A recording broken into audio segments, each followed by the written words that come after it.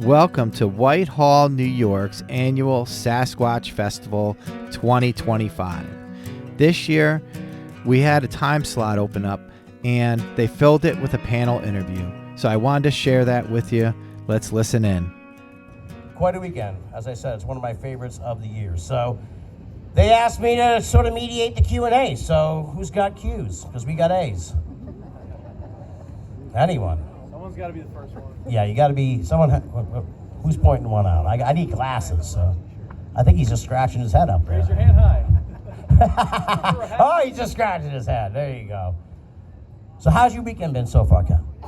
This has been amazing. I've heard about this event for years, I guess even dating back to the early times, like you said, and man, I'm having a blast. I'm loving upstate New York. It's awesome. And what I really like about the Whitehall event, for folks who don't know, is this Bigfoot calling contest has become a national sensation. Paul can vouch for that. I don't know, I think he ran off to herd more speakers on the stage, but it has spread to Bigfoot conferences around the country. There was recently a convenience store in Maine held one that got national media attention, and they just announced one for Arkansas Bigfoot event. I want to say maybe West Virginia. You would know some of these ones that they've been popping up all over the place. So, but what we have here coming up in just a little bit is the original Sasquatch calling contest. I dare I say it might just be the world championship. This is where the best of the best compete at Whitehall. You want to get your name on the proverbial Stanley Cup of Sasquatch calling, you want to do it here at Whitehall. So how about you? You've been coming to this many years, so what's your take on the evolution of this and how it's grown and really become a phenomenon this Whitehall weekend? Yeah, it's been amazing. I mean, I've been coming for a number of years now, and every year it's like it doubles in size. It's hard to keep up with, but you talk to Paul and some of the people that have been here in Whitehall for decades, 10, 15 years ago, how ridiculed it was even talking about Bigfoot. Not a lot of people took it seriously. I think even Brian was saying that nobody took his story seriously 30 years ago, and how much it's changed in recent years. And I think that Ken and Dave and certainly all of us can speak to the popularity of the topic growing, but also how much more comfortable people are becoming with the topic. I mean, I had two of my really good friends share their encounters they had in New Hampshire when I was doing my talk earlier, and these are guys that probably wouldn't have shared 4 or 5 years ago just because of the topic and how it's been expanding, and there's just more and more people. And this event in particular is one of my favorites. I've done events all over the country, but this is still the one I always come back to whenever I get the chance. So yeah, Whitehall's the best one, absolutely. There you go. All right. Now we loosened y'all up. Now come on, who's got some cues? All right, that guy up there with the hat and the beard. I like the look, brother. That's about 80% of us.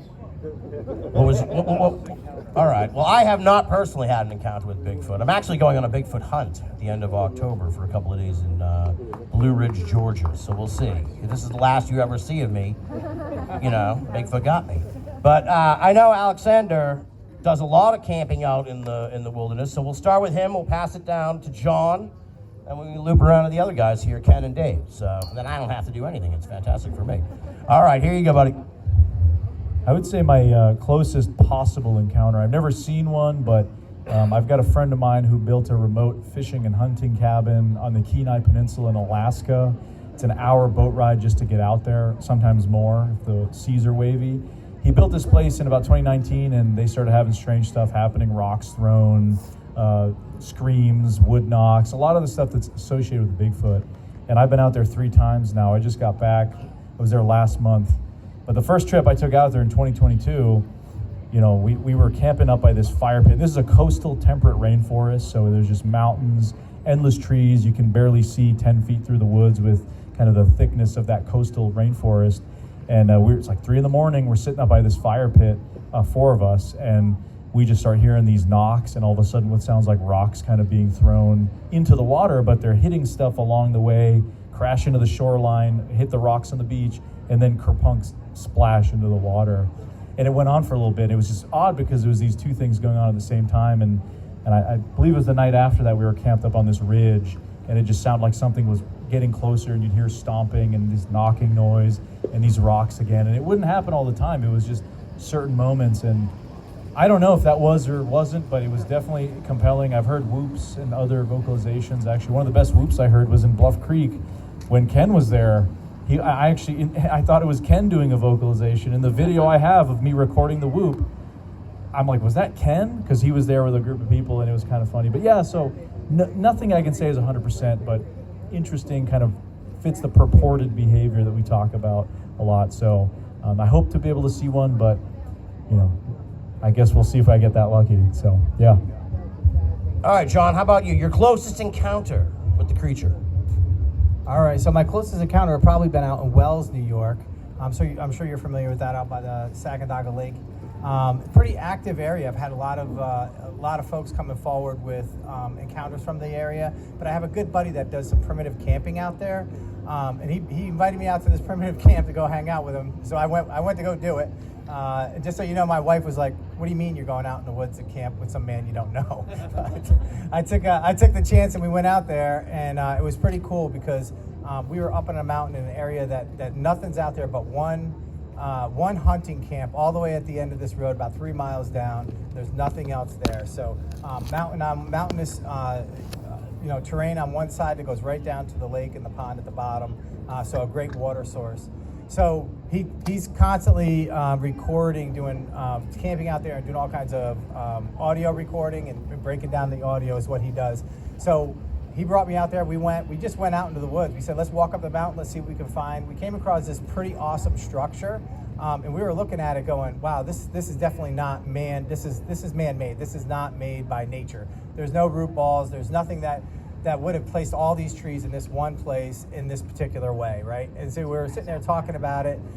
He puts his hand on it and says, yeah, this tree is still alive, right? It's super heavy. And then all of a sudden, like 20 feet away, there's 2 wood knocks right there, right where we were standing, and we totally got freaked out. So I talked about this a little bit earlier where I said, I felt like maybe we got some mind speak saying, get the heck out of there, because we turned around and left. It was just super, super scary, just didn't make a lot of sense.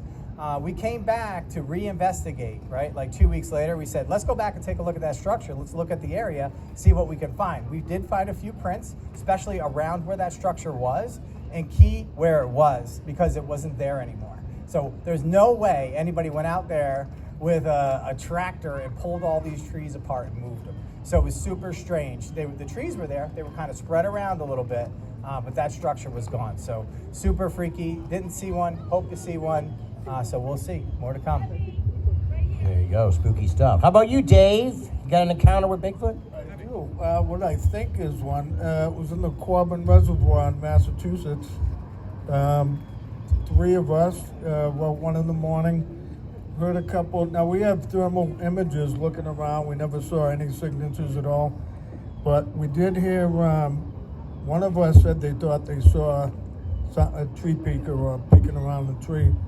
So I heard a little snap, just a twig, and I just yelled. I said this in my talk a little while ago, but that's probably my best experience, that it was, as soon as I yelled like, hey! One of those quick snap, just a sapling, not that big, but snapped and slammed on the ground. Pretty quick, not a lot more else to it, but we got our thermal images right on it for a good 20 minutes, half hour, right where the tree went down. No more than 50 yards, it was pretty close. And like I said, never saw any signatures, what did it, what. Just adds to the mystery, but we're pretty sure what it was, but no proof of that. And come up the next day, seen the break, see where it went down. No other sign, no footprints, nothing. Pretty uneventful, but pretty rattling when it happens. It's dead quiet, and we don't expect it. I go, hey, who's over there? And as soon as I did it, it snapped, crashed on the ground, and that was it. Okay. Well, I told my story earlier too, but I'll recap that. August 18, 2003, I was with 3 other researchers at a place called Cottonwood Lake in North Texas. We had heard there were some campers run out of the woods by a Bigfoot the week before. We went up there on an expedition. It was a pretty remote area. And right as the sun went down, we were hiking around the lake, and I had a recorder going, an audio recorder, so I started recording this, and something grunted at us from the brush. It sounded like, oh, oh, oh, oh, oh, and it was just like an ape. And we were all, all of us born and raised in the woods of Texas, and we all looked at each other and said, I don't know what the F that is. And we tried to form a perimeter and flush it out. We had one firearm among us, so all I had was a camcorder, so I was on the end of the perimeter thinking I might be, forget the Patterson film, the Gerhard film's coming, but it might be the last thing that I ever do. But we couldn't flush it out. It was in heavy brush. We set up camp. We did shine a spotlight in there, and we got some eye shine very high off the ground, kind of not red, but kind of a yellowish green. And throughout the course of the night, we heard these howls that sounded very similar to the Ohio howl recounted by Matt Moneymaker echoing across the lake. The next morning, we cut our way through the brush where we'd heard this thing, and it was a little beach on the lake, and we found very deep human-like footprints, not huge, but very deep. And there were a number of turtles about this big that had been torn in half from top to bottom. So it was just like halved turtle shells laying in a pile. And obviously, that was the most convincing thing for me, that was like, that had to be Bigfoot. I've never, like Alex, I've never had a sighting. I've done field research all over North America in active areas for years, and I just haven't been in the right place at the right time, I guess. Well, there you go. Yeah. A lot of sort of close encounters. You think so. You think it might have been the case. Interesting. Now, I don't necessarily want to hear your stories, but you're amongst friends here, folks. Show of hands. How many people here think they may have had some kind of encounter with Bigfoot? Oh, wow. Because I've been walking around today. I've heard at least two people telling stories. One guy was telling Paul Bartholomew a story, and another guy was telling Steve Cole's a story. So, yeah, it's this is where you want to be. If you've seen a Bigfoot, these are the folks to talk to. So if you haven't shared your story with them, hit them up after the Q&A. Speaking of which, who's got another Q? You got another Q here, another question? There we go, sir. What's your question? What do you guys like to do for casting? Do you have a preferred maybe plaster Paris or something? What do you do in the winter? Blowing out. Okay. What do you do? That's a nuanced question. I like that. That's a thoughtful question, sir. Thank you. So what do you do when you get a print? Correct me if I'm wrong. So you stumble upon a print, right? And you say, oh, I think it's a Bigfoot print. But it's the winter, and you're asking, how do you take the cast? Alexander, you got an answer for that? You're out in the woods a lot. I feel like you stumble upon more than most. Yeah, so winter, I'm not super good at casting the winter. I've never actually done that. But luminol, is that, you know what I'm talking about? There's, I think, something, but I'm going to give a more modern answer. If you have an iPhone, get an app called Scaniverse. It's a 3D scanning app. I almost just scan tracks now if I find stuff like up in Alaska. It's so wet. A place I was talking about where I had my possible encounter, it's so hard to cast anything there. I mean, it's moisture. You got sea, salt air coming through. So it's hard to get something to dry. So we just 3D scan, because I can then take that scan, upload it. I can send it to my friend in Washington. I can send it to somebody in Europe, and they can look at it. And that's, so it's all these iPhones now. And I think some of the Androids might have it too. They have this LiDAR technology. You can scan anything. You can scan your pet. You can do all sorts of crazy stuff with it, but it's very applicable for, I think, modern Bigfoot research. Everyone's got these in their pockets. You might as well have an extra tool. So again, Scaniverse, if you're an iPhone user, it's free. Get it. Believe me, it's awesome. And do your 3D scan. So that's honestly what I do now. If I do cast something, it would be after I get my pictures and my scan done. So, yeah. That's very enlightening. I didn't even know about that. All right, we'll keep it moving. Who's got any other cues? We got another cue over here? Sky right there. What's up, brother? What makes it so hard to capture clear photos and videos? Okay, so you're asking us what makes it so hard to capture clear photos and videos. And I'm going to kind of draw the conclusion to that you're kind of saying, because everyone's got phones and that kind of thing. There's more out there. Does anyone have this on the tip of their mind? Dave, here you go. It's an opinion. Okay. It's just an opinion. All right. Most people I've talked to, the last thing they think about is getting if you're not already rolling and have your phone out, you're not going to have time to get a picture. But like I said in my talk earlier, there's really a lot of pictures out there that are good. Tons of video, tons of different things. But most people I've talked to, the last thing they thought about, because their mind's trying to process what they're looking at. So I've been told umpteen times, like, I was too frozen, kind of frozen, that you're not thinking, oh, I gotta get a picture of that. Stay still. Let me get my phone ready. But that's just my opinion. It's just a fleeting glimpse. You got a few seconds and it's here and gone. I don't know if Ken has anything on that. I'll just back up what you said. I mean, I'm out in the woods all the time, and I love wildlife, and I have a special camera that I try to use for wildlife. But how many times have we been out there and you see an amazing wildlife scene, and by the time you get everything pulled up and the app and everything open, it's gone, and it's just like, it happens like that. So, and plus, as I said earlier in my talk, these animals, if they exist, are incredibly rare. Incredibly rare. You're 150 times more likely to see a bear than a Sasquatch, in my opinion. So it's just being in the right place at the right time and being ready for the moment, which Roger Patterson was. The guy that got the film was obsessed with Bigfoot. He had practiced quick drawing his camera out of the saddlebag. He did something crazy when he saw Bigfoot. He started running directly toward it with the film, which I don't know a lot of people that would do that. So that's why he got the film. I'll just agree with the rarity of it, that 20th year now, I've never seen a bear. I've seen a few deer and some moose. And same thing with a deer, by the time you get it in out of it, it's gone. There's one right there. So the odds of it, you get a better chance of hitting the lottery. Yeah, sure. Well, I would just say, Alexander's going to say something in a minute too, but I mean, this is a bit of a stretch because these guys are taking their time, but try taking a good picture of someone walking around here in a Bigfoot costume, just when you see him. I see him walking by, I'm like, oh, I want to get a picture of that guy. And people are moving. It's hard to get a good picture nowadays of anything if you're not ready for it. We live in the days of the staged photo, if you will. But you got some thoughts? Well, it's obviously because Bigfoot is blurry. That's why we can't get a clear picture.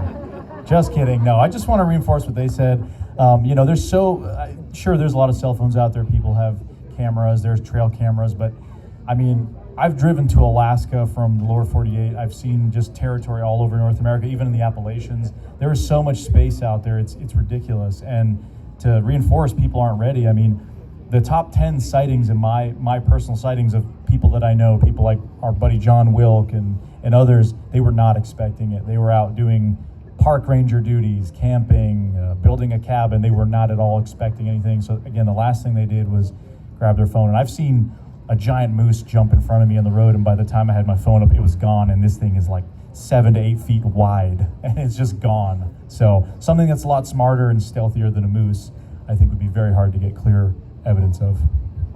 There you go. John, you want to chime in anything?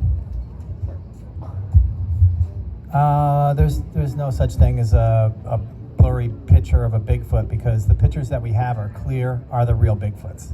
So when you think about the Patterson film and the pictures that we do have, that's a real Bigfoot, right? So, and that's a pretty clear picture, and they're enhancing those pictures these days so you can really make out, the muscle structure and different things now, which is super cool, right? So there's that they're using technology on old technology to kind of bring those old pictures to life, and that's the real evidence that we have. So I just wanted to add that in there on top of what they have. All right, Steve Coles has joined us now. He's getting ready for the big Sasquatch calling contest, aren't you? You've been hosting now, how many years have you been doing this? 5 or 6. There you go. See, I was telling them before you got out here, this is spreading all over the country now. But this, Whitehall, this is the original. This is, dare I say, as I said earlier, this is like the world championships of Sasquatch calling. If you want to make it in the world of Sasquatch calling, you got to get up to Whitehall and you got to win the competition. And you're going to all see that in just a few short minutes. So what else we got for cues? Way in the back. You're going to have to shout because I'm getting older by the day. So I'm getting older. Let's hear it.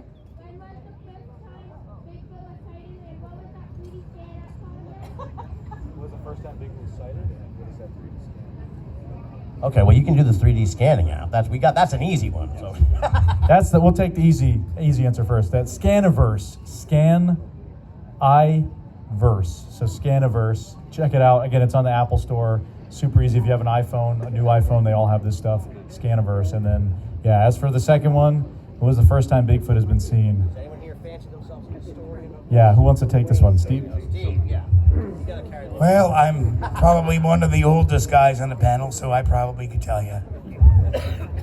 The first reported sighting that made the newspaper in New York State was in Sackett's Harbor, New York, and it was dated 1818.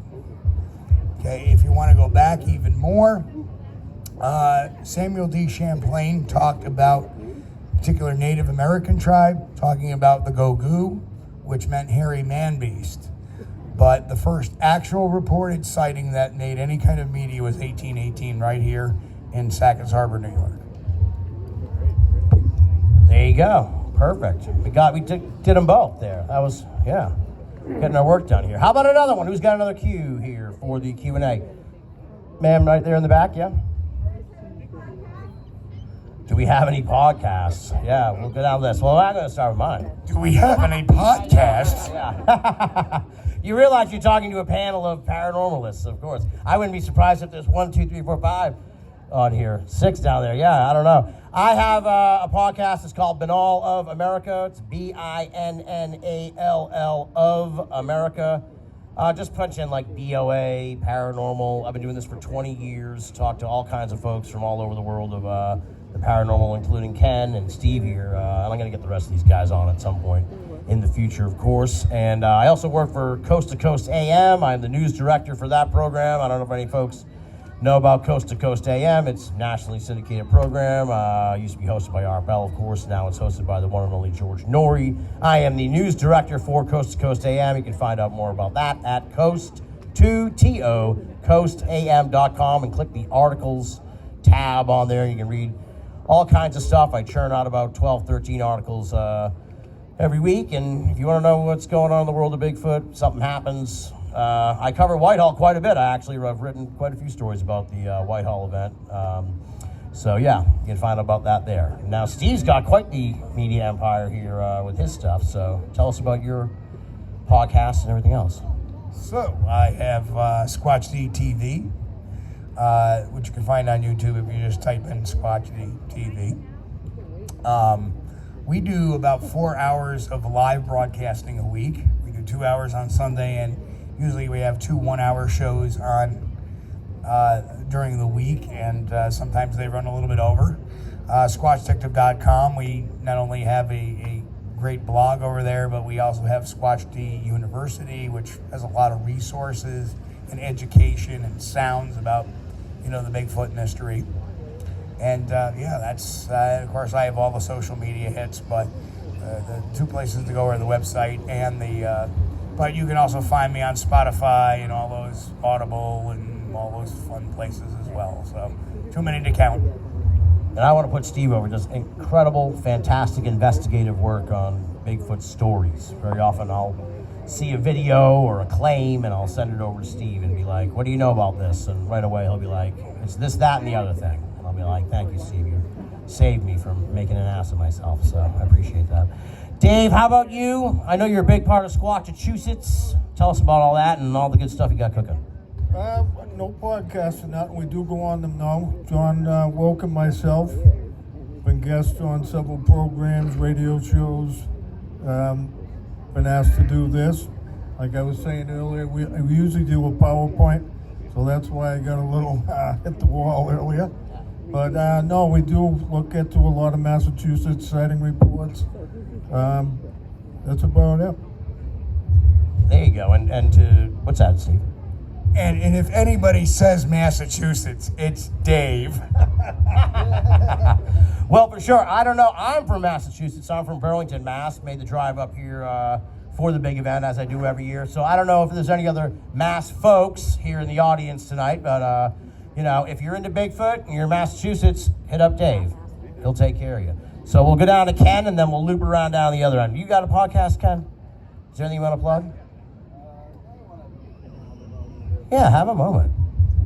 So many of you Bigfoot fans know that within the last couple weeks we lost a real icon in the Bigfoot field. Dr. Jeff Meldrum, physical anthropologist from Idaho State. And I had the great honor of knowing him for 20 years. I considered him a friend. He was just a brilliant man, a real asset to the field, and had plenty of time to spend with anybody to talk about the merits of Sasquatch evidence. There have been many tributes recently. I think Steve did a great tribute to Dr. Meldrum. There'll be another one next week at the New York Bigfoot Conference, which is Johnstown. Is that one? Gloversville? But I was part of a tribute to Dr. Meldrum recently, and one of my colleagues, Jason McLean, had a very brilliant sort of position, which was, none of us will ever replace Dr. Meldrum, so we have to become him. And I think in his honor, Bigfoot researchers really need to embrace his ideals of scientific methodology, evidence, and citizen science, which is something he talked about a lot, which is that anybody, you don't have to have a scientific degree to use scientific methods. And that means basing it on evidence, being objective, and peer review, and all those great things. So I really see a lot of new Bigfoot researchers coming into the field, and I truly hope that all of us will kind of embrace his spirit and his legacy and really keep Dr. Meldrum alive. There you go, absolutely. How about you, brother? Podcasts, stuff you want to mention for folks to check out? Yeah, I just got to echo what Ken said. I mean, Meldrum was somebody that I grew up with on TV and somebody that I got to know over the last decade and call a friend.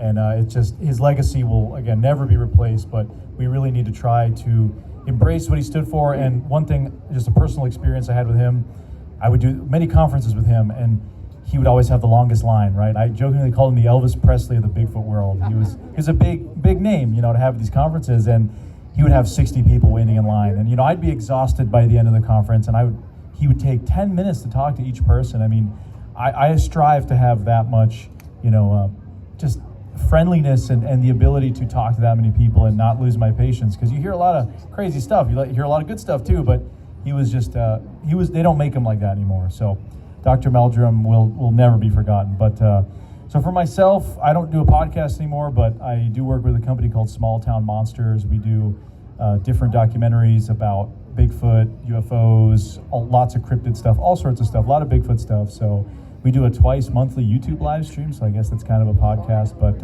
yeah, just check out Small Town Monsters. I do a variety of documentaries for them, so we cover all sorts of stuff. So yeah. All right, let's loop John in one last time, and then. So Adirondack Bigfoot. So that's who we are. We're on YouTube. That's where all our media is. We do a podcast that's there. We also do another one called Beyond Uncharted. It's on the same channel, and it's where we talk about other topics other than Bigfoot, but both at Adirondack Bigfoot on YouTube. There you go. And Steve wanted to say a little something else about Jeff Meldrum. Yeah. So a funny story is in 2011, I actually spoke in front of a big crowd for the first time. It was at a community college in Westmoreland County, Pennsylvania. It was the first time I got to meet Jeff. In fact, this gentleman here and I rode down there together. Had a great weekend. And I'm glad to see that Dave is now on the speaking circuit many years later after that. But Jeff was one that, I approached with trepidation because I was intimidated by him because of his knowledge. And I remember it was maybe 3, 4, 5 years ago, I was speaking down in Texas at the Texas Bigfoot Conference. All of a sudden, Jeff kind of saunters up to me, and he's a big guy to saunter. And he started saying something, and I realized he's telling me a joke. And it just took me so off guard because he was always so serious. But I got to even know him more when I spent the weekend with him in a condo at one of the conferences, and got to know this man and his family, about his family life. And, I was heartbroken. And I just want to dedicate our calling contest this year to Dr. Jeff. And we're thinking of you, buddy.